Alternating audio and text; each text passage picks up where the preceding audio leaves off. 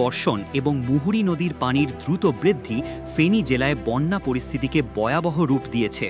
মঙ্গলবার ৮ জুলাই বিকেল পর্যন্ত মুহুরী নদীর পানি বিপদসীমার ১৩৭ সেন্টিমিটার ওপরে বইছে বলে জানায় পানি উন্নয়ন বোর্ড। এই পানি বৃদ্ধির ফলে জেলার ৩টি উপজেলা ফুলগাজী, পরশুরাম ও ফেনী সদর জুড়ে শত শত পরিবার ঘর ছাড়া হয়েছে।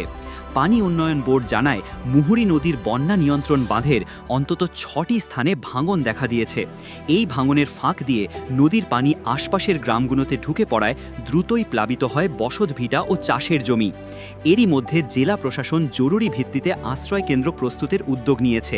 ফুলগাজী উপজেলায় চালু করা হয়েছে ৯৯টি আশ্রয়কেন্দ্র, যার মধ্যে রয়েছে ৩২টি মাধ্যমিক ও ৬৭টি প্রাথমিক বিদ্যালয়।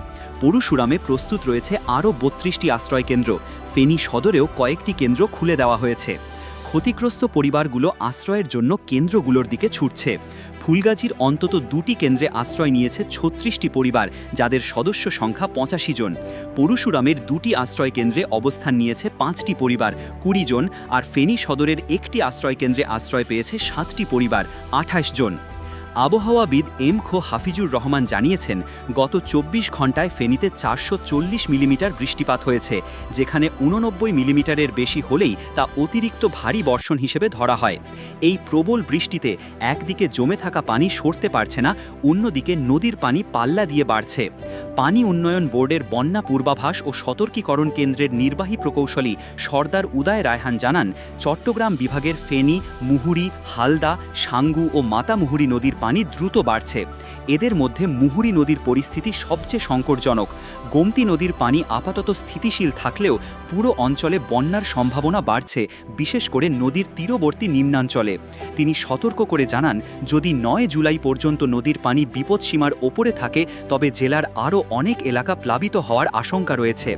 জেলা প্রশাসনের পক্ষ থেকে জানানো হয়েছে, ক্ষতিগ্রস্তদের জন্য শুকনো খাবার ও বিশুদ্ধ পানি সরবরাহ নিশ্চিত করা হচ্ছে। পাশাপাশি আশ্রয় কেন্দ্রগুলোতে প্রাথমিক চিকিৎসার ব্যবস্থাও রাখা হয়েছে। জেলা প্রশাসন অফিসের এক কর্মকর্তা বলেন, আমরা পরিস্থিতি সার্বক্ষণিক নজরে রাখছি।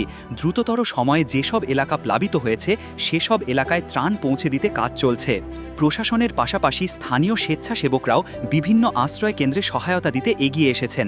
নদীর পাড়ের মানুষজন বলছেন, প্রতি বছর বর্ষা এলেই মুহুরী নদীর পানি ভয়ের কারণ হয়ে দাঁড়ায়, কিন্তু এবার বর্ষা শুরু হওয়ার আগেই এমন ভয়াবহ পরিস্থিতি দেখা দিয়েছে, যা গত কয়েক বছরের মধ্যে নজিরবিহীন। স্থানীয় এক বাসিন্দা বলেন, আমরা প্রতি বছরই কিছুটা পানিতে থাকি, কিন্তু এবার যেভাবে বাঁধ ভেঙে পানি ঢুকেছে তাতে রাতারাতি ঘর ছাড়তে হয়েছে, কিছুই